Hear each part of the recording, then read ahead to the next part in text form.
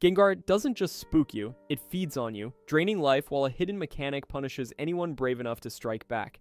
That hunger isn't random flavor text, it's the clearest case of a Pokemon built entirely around inflicting misfortune on someone else. But look closer at the games, and almost every other cursed Pokemon tells a very different story about who the curse actually belongs to. Gengar. Gengar's own ability is called Cursed Body, and if you get hit by this thing, the game punishes you for it. Touch it with an attack, and there's a real chance that move gets locked, disabled, gone, just because Gengar felt like it. Not a glitch. Not a quirk, either. That's a line of code that watches you swing and curses you back for trying every single time you're dumb enough to make contact. And it doesn't stop there. Gengar can learn a move, literally called Curse. It cuts its own HP in half just to plant a hex on you that drains your life every single turn until you're dead, or it is. Think about that trade for a second. This is a Pokemon that will bleed itself willingly, on purpose, just to make sure you suffer slower. The Pokédex backs this up over and over in case the moveset wasn't already screaming it at you. Gengar is described as a shadow that curses people, something that steals the life force of whoever it stalks. Zero subtlety there. It's not implied, it's stated in the actual in-game text plainly more than once across more than one generation. This is a death omen with a smile carved into its face, and it's been sitting in your party since 1996, grinning the whole time like it's in on some joke you're not. Its whole design leans into it top to bottom, ghost and poison typing, a build made for ambushing, a personality that exists purely to inflict status effects and bad luck on anyone unlucky enough to wander near it. Players have documented it lurking behind you in-game, mimicking your shadow, waiting for the exact moment you're alone before it strikes. That's not a battle strategy, that's a predator that genuinely enjoys the wait, and somehow that's worse. Stack all of that together and you get the cleanest case in the entire franchise. An ability named after a curse. A move named Curse. Pokédex text that calls it a curse, out loud, repeatedly, with zero room left for interpretation. Nobody has to squint to find the theory here, because Gengar already built the argument for you, brick by brick, generation by generation. If any Pokemon earns the label honestly, mechanically, on purpose, right down to the flavor text, it's this one. But even here, something's off underneath all that confidence. A shadow that curses random strangers for sport is still just a monster doing monster things, technically speaking. Somewhere behind that grin is a creature that apparently can't stop stalking, can't stop draining, can't switch the hunger off, even when it costs its own health to keep going. That reads less like a villain with a plan and more like something compelled, running on instinct it never agreed to and never asked for. Because casting a curse on some random trainer walking through tall grass is one thing. That's just bad luck on a Tuesday. What happens when the cursed thing wasn't random at all? What happens when it was built for one specific person, remembers exactly what that person looked like, and has spent years waiting patiently, quietly, without complaint to find them again? Banette. A stuffed doll does not need a reason to want revenge, but Banette has one anyway, and that is exactly what makes it worse. Most cursed objects in fiction just are. Nobody asks why the haunted painting hates you, it just does. That is the whole premise. Banette breaks that rule. Banette gets an origin story, and the origin story itself is the horror. Introduced in Generation 3, Banette is a ghost type built from a single ugly premise, a plush toy that got left behind by a kid who stopped wanting it, and something about that specific act of abandonment let it wake up angry. The Pokédex does not soften any of this. It states flatly that Banette stores fury and curses inside its own body, and that unzipping its mouth releases them, not summons them, releases them, like the Furade was already in there, packed and waiting for someone to open the seal. The zipper is not a design flourish, it is a containment mechanism. Everything cursed about this creature is being held inside stitched fabric, and the mouth is the pressure valve that lets it out. Compare that to what you already know about the last entry on this list. Gengar curses strangers for sport, laughing in the dark because it can, no target, no history, just malice for its own sake. Banette does not get that luxury. Its lore specifies it hunts down the exact child who threw it away. One target, one grudge. The malice here is not random, it is addressed and delivered like a letter with a name on the envelope. Sit with that for a second.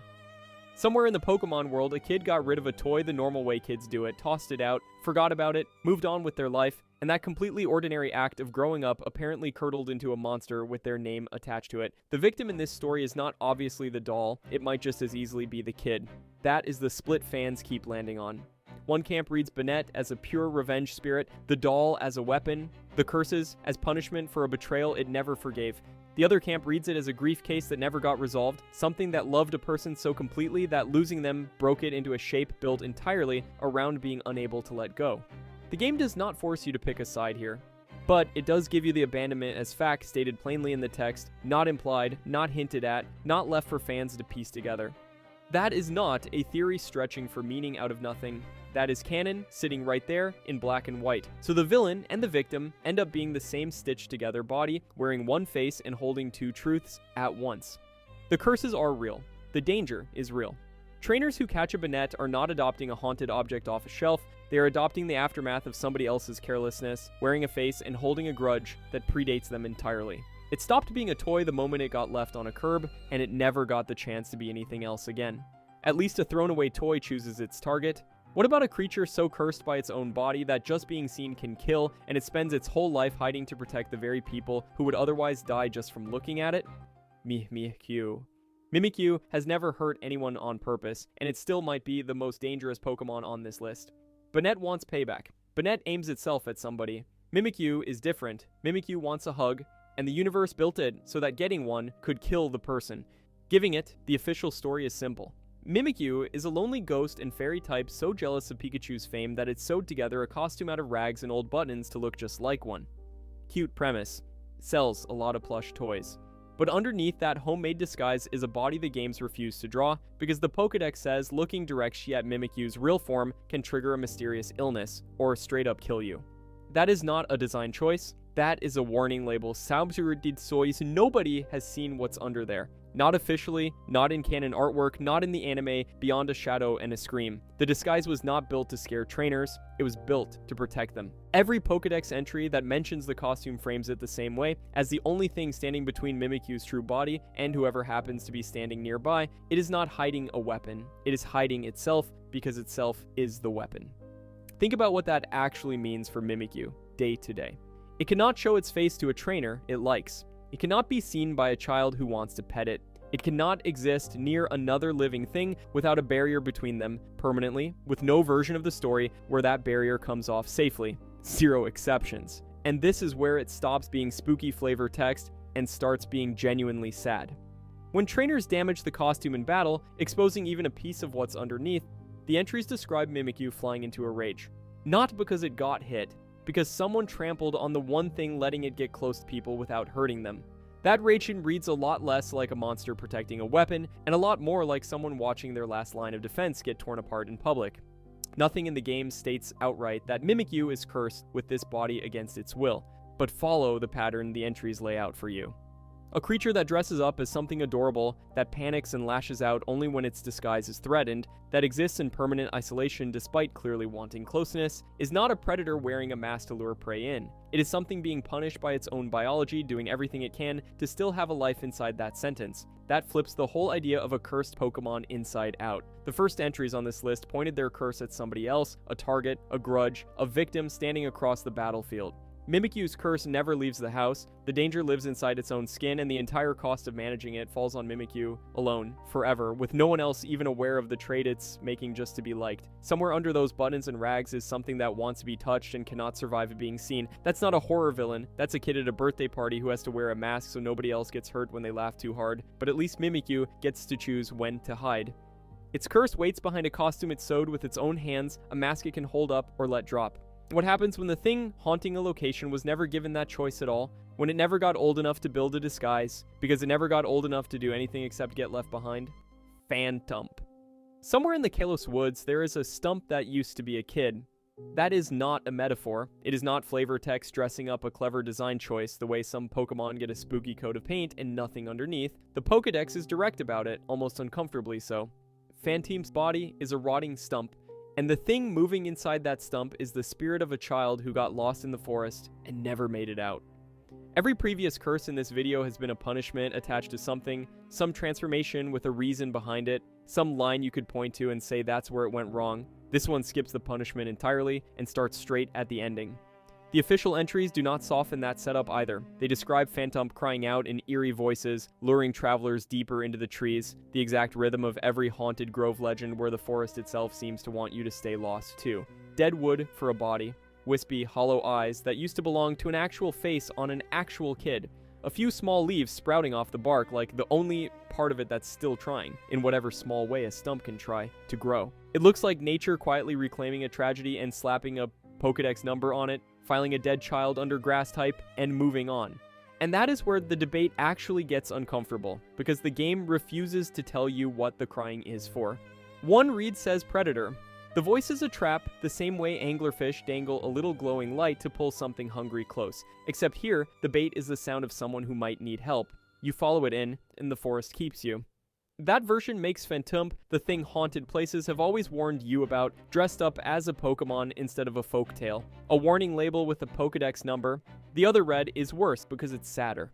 A kid who died alone in the woods might not be luring anyone anywhere at all. It might just be calling out the same way it did in its last hours alive, except now nobody ever answers. Because nobody who hears a voice like that wants to get closer to a stump with glowing eyes. Zero help ever comes, zero company ever stays.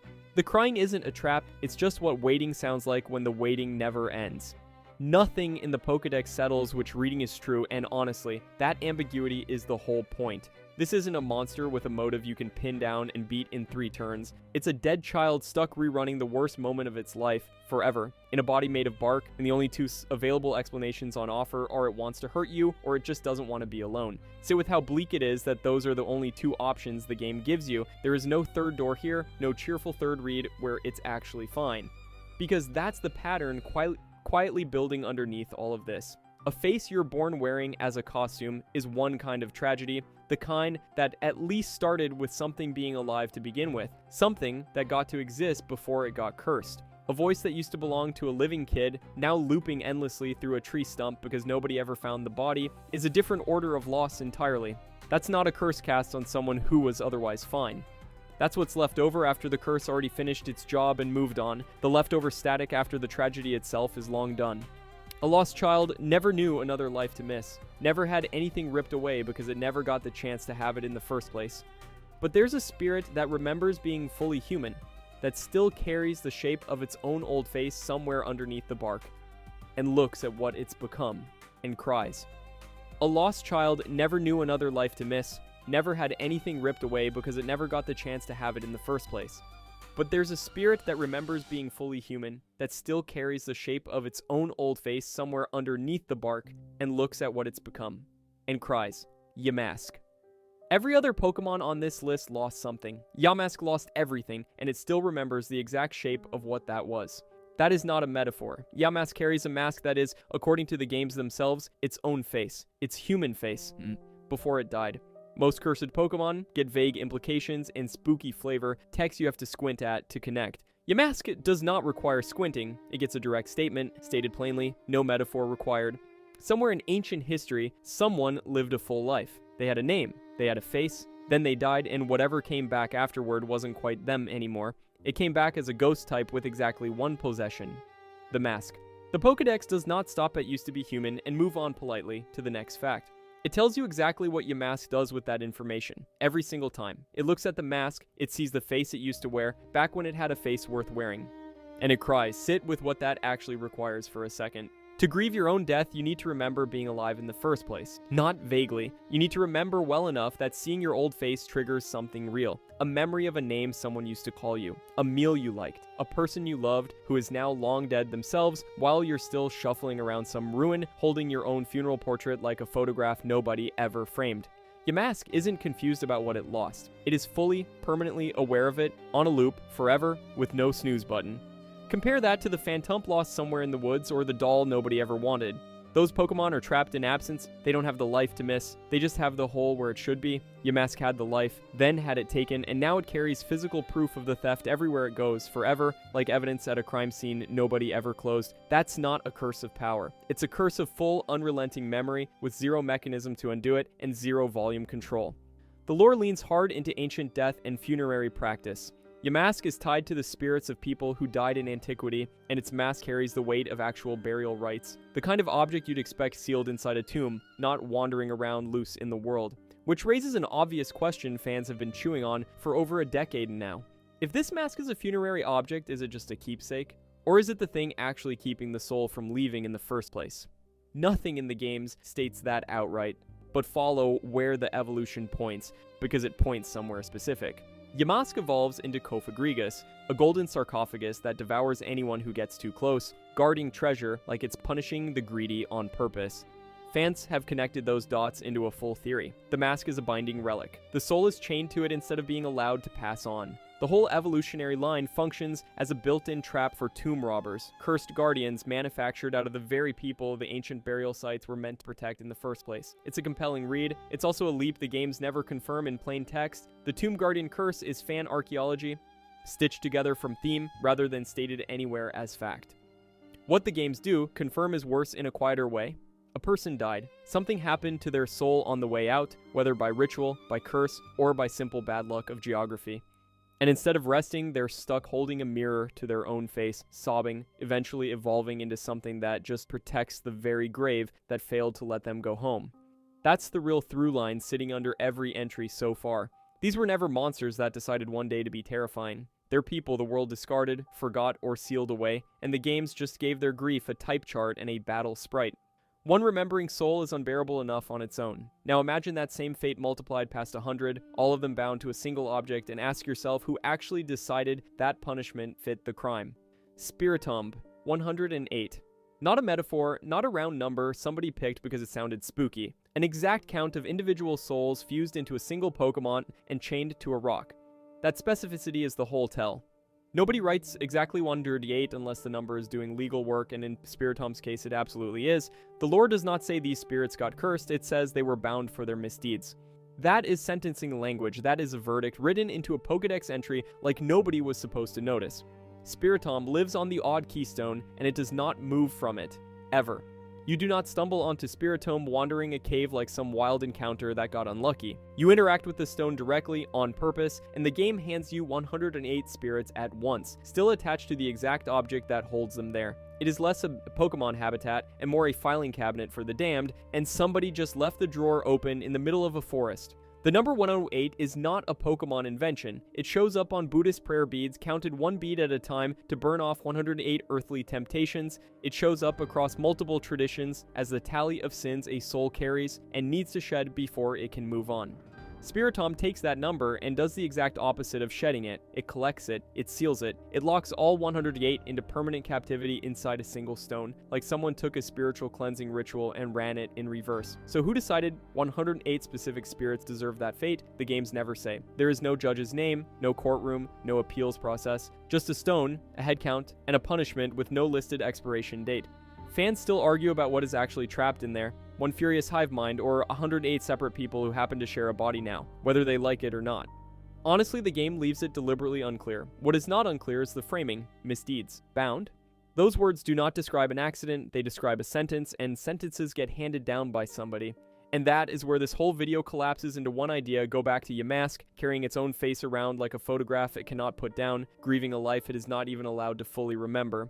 Go back to Phantom. A lost kid who never came home, still walking through the same trees looking for a way out that is not there. Go back to Mimikyu, ugly enough that other Pokemon refuse to even look at it, still performing a costume nobody asked it to wear in the first place. None of them cast a curse. None of them chose to become the thing that makes trainers flinch and back out of the tall grass. They got relabeled.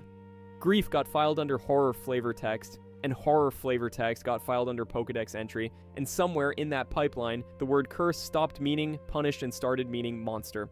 Spiritomb is the only one honest enough to show you the paperwork. It has a head count. It has a listed reason. It has a physical seal you can point to on an actual map. Every other cursed Pokemon in this video was doing the exact same thing, quietly, without the numbers attached to prove it. A discarded doll waiting for a kid who left and never came back. A dead child's memory wearing a mask made from its own coffin. A held grudge with a face that used to belong to a person. Take away the battle stats, and what is actually left in every single case is somebody who wanted to be seen, lost the chance, and got left holding the bill for it. Once you notice that Spiritomb was sentenced, you cannot unsee it anywhere else in the franchise. The Keystone was never a curse, it was a cell. And 108 was never a scary number picked for spooky flavor, it was a population count. Cursed was always the wrong word. What these Pokemon actually are is easier to say and much harder to sit with. They are not villains. They are prisoners who never got a trial. If you enjoyed this video and want to see more, click the video on the screen now.